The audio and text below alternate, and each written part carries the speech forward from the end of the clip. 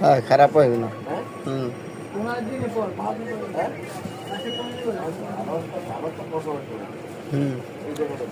পুরাই ব্যবসায় ফুলবাতি ধরবে,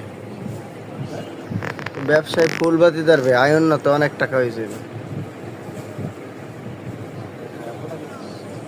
ভালো।